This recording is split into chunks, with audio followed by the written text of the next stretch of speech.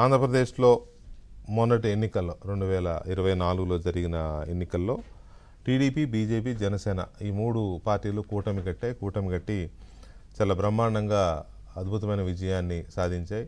175కి 164 సీట్లు సాధించి super strike రేట్తో 95% strike రేట్తో అక్కడ ప్రభుత్వాన్ని ఏర్పాటు చేశాయి. అయితే అప్పటి నుంచి అడపాదడపా వార్తలు వస్తూనే ఉన్నాయి. ఏపీలో ఏర్పాటైన ఈ కూటమి తెలంగాణకు కూడా పాకుతుంది, తెలంగాణలో కూడా ఈ కూటమి రాజకీయం చేస్తుంది అనేది అప్పుడప్పుడు అడపాదడప వార్తలు వస్తున్నాయి. అది పొలిటికల్ కారిడార్స్లో కావచ్చు, లేకపోతే మీడియాలో కావచ్చు, సోషల్ మీడియాలో కావచ్చు, లేకపోతే నలుగురు పార్టీ నాయకులు కలిసి మాట్లాడుకున్నప్పుడు, వివిధ పార్టీల నాయకులు కలిసి మాట్లాడుకున్నప్పుడు జరిగే చర్చ కానీ ఏ సందర్భం వచ్చినా కూడా అది వస్తూనే ఉంది, ఎక్కడో చోట మనం వింటూనే ఉన్నాం. ఇంకొక మాట చెప్పాలి, ఫర్ దట్ మ్యాటర్ చెప్పాలి అని అంటే, ఈసారి తెలంగాణలో ఏర్పాటు చేయబోయే ఎన్డీఏ కూటమిలో బీఆర్ఎస్ కూడా ఉంటుందనే టాక్ కూడా ఉంది.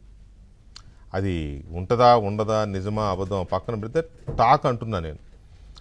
బీజేపీ, బీఆర్ఎస్, టీడీపీ ఒక కూటమిగా ఉండబోతున్నాయి వచ్చే ఎలక్షన్ల నాటికి తెలంగాణలో అనే చర్చ కూడా ఉంది. లేదని ఎవరన్నా అంటే అది దాన్ని కప్పిపుచ్చుకోవడమే. అది జరుగుతుందా జరగదా, వాళ్ళకి ఆలోచన ఉందా లేదో మనకు తెలియదు, చర్చ అయితే ఉంది. అది మరి ఎందుకు వచ్చింది ఆ చర్చ అని అంటే, కొన్ని ఎందుకు వస్తాయో తెలియదు మనకి.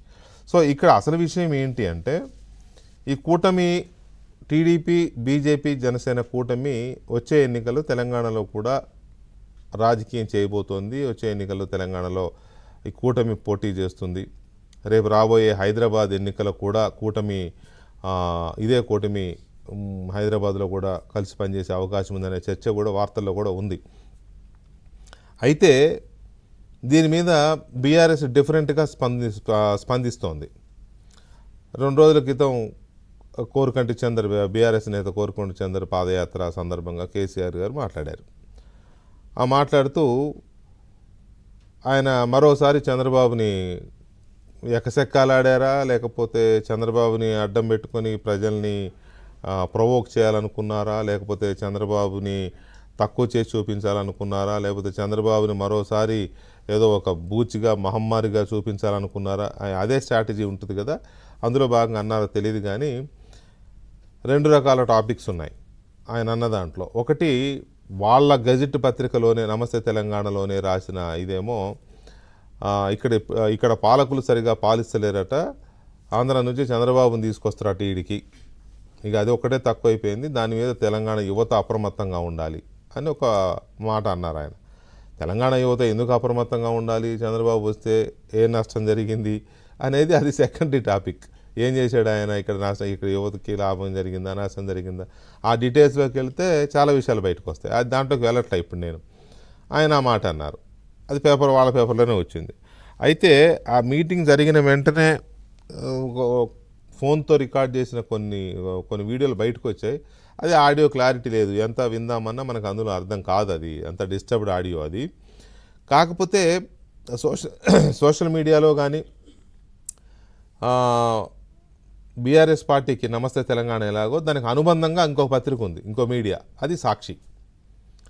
జగన్మోహన్ రెడ్డికి సాక్షితో పాటు నమస్తే తెలంగాణ ఇంకా ఇవి అనుబంధంగా ఎలా ఉంటాయో వీళ్ళకి అనుబంధంగా సాక్షి పనిచేస్తూ ఉంటుంది. ఎందుకంటే వీళ్ళకి చంద్రబాబు అంటే పడదు కాబట్టి ఆ రకమైన ఫ్రెండ్షిప్, లేకపోతే శత్రువుకు శత్రువు మిత్రుడు, సంథింగ్ అట్లాంటిది ఏదైనా అనుకోవచ్చు మనం. మొత్తం ఏదైతే ఆ రోజు సాక్షిలో నిన్నటి పత్రికలో రాసింది ఏంటి అంటే, చంద్రబాబు కూటమి ఇక్కడికి వస్తుందట, తెలంగాణకి కూటమి వస్తుందట అనేది ఆయన అన్నట్టుగా ఒక నెగిటివ్ వార్తని వాళ్ళు ప్రచురించారు. సో మొత్తం మీద అయితే కేసీఆర్ చంద్రబాబు ప్రస్తావన తెచ్చారు మొన్నటిది. కేసీఆర్ చంద్రబాబు ప్రస్తావన తేవడం అనేది ఇది ఫస్ట్ టైం కాదు. ఆయన ప్రతి సందర్భంలో ఏ చిన్న ఇది వచ్చినా కూడా చంద్రబాబుని ప్రస్తావనలోకి తీసుకొస్తారు. చంద్రబాబుని బూచిగా చూపించి తెలంగాణ ద్రోహి అనో, లేకపోతే మన వనరులు దోచేశారనో, మామూలుగా ఆంధ్ర పాలకులు అంటాడు ఆయన. ఆంధ్ర పాలకులు అంటూనే చంద్రబాబు మీద ఎక్కువ ఫోకస్ పెడతాడు. ఆయన ఫస్ట్ అధికారంలో వచ్చినప్పుడు కూడా ముందు తెలుగుదేశం పార్టీని తెలంగాణలో లేకుండా చేయాలనేది ఒక టార్గెట్. ఎందుకంటే అది తెలుగుదేశం పార్టీ క్యాడర్ అలాంటిది. పైగా బీసీల్లో బాగా వేళ్ళూనుకున్న పార్టీ, బీసీల బలమైన పార్టీ, అభిమాన పార్టీ. కాబట్టి తెలుగుదేశం పార్టీ ఇక్కడ ఉంటే బీసీలు, ఎస్సీలు తన వైపు చేరరు, తనకు దగ్గర అవ్వరు అనే ఒక నమ్మకంతో వ్యూహాత్మకంగా తెలుగుదేశం పార్టీని చాలా బలమైన దెబ్బ కొట్టారు కేసీఆర్. ఆ విషయంలో మనమేమి దాన్ని తీసేసే అవకాశం లేదు, చాలా బలంగా. దాంతో తెలుగుదేశం పార్టీ నామమాత్రం అయిపోయింది, కనుమరుగైపోలేదు, తెలంగాణలో బలాన్ని కోల్పోయింది. సొంతంగా ఏదో ఒకటో రెండో ఎమ్మెల్యే సీట్లను గెలుచుకోగలిగే పరిస్థితికి ఆగిపోయింది. ఖమ్మం జిల్లాలోనో లేదా హైదరాబాద్ రంగారెడ్డి సిటీలోనో ఎక్కడైనా ఒకటో రెండో సీట్లు గెలవగలదేమో తప్ప అంతకుమించి ఎక్కువగా సొంతంగా సీట్లను గెలుచుకునే స్థాయికి లేదు. కానీ ఓట్లు మాత్రం కొంచెం బలమైన ఓటు బ్యాంకే ఉంది కొన్ని చోట్ల మాత్రమే. పర్టికులర్గా ఖమ్మం, రంగారెడ్డి, ఇటు ఇప్పుడు కొత్తగా ఏర్పడిన మేడ్చల్, ఇటు ఈ హైదరాబాద్ నగరంలో నగర శివార్లలో అంతవరకు మాత్రం బలంగానే ఉంది. అందుకే అంటున్నా నేను, నామమాత్రంగా ఉన్నది. ఈ పరిస్థితుల్లో ప్రతిసారి చంద్రబాబు నాయుడు పేరు తీస్తున్నారు. హరీష్ రావు గారు కానీ, కేటీఆర్ గారు కానీ, కవిత గారు కానీ ప్రతిసారి ఏ చిన్న ఇష్యూ వచ్చినా కూడా వాటర్ విషయంలో తీసుకుంటే వాటర్ మొత్తం ఆయన తీసుకెళ్ళిపోతాడంట. రేవంత్ రెడ్డి ఏమో గురువుకి సహకరిస్తున్నాడు. అక్కడ వాళ్ళు ఏదో ఒక ప్రాజెక్టు పెట్టుకున్నారు, అదేదో ఒక గోదావరి నుంచి కృష్ణా బేసిన్కి తీసుకెళ్ళి అటు అటు రాయలసీమకి కూడా తీసుకెళ్ళాలి అనేది ఒకటి ఏదో పెట్టుకున్నారు.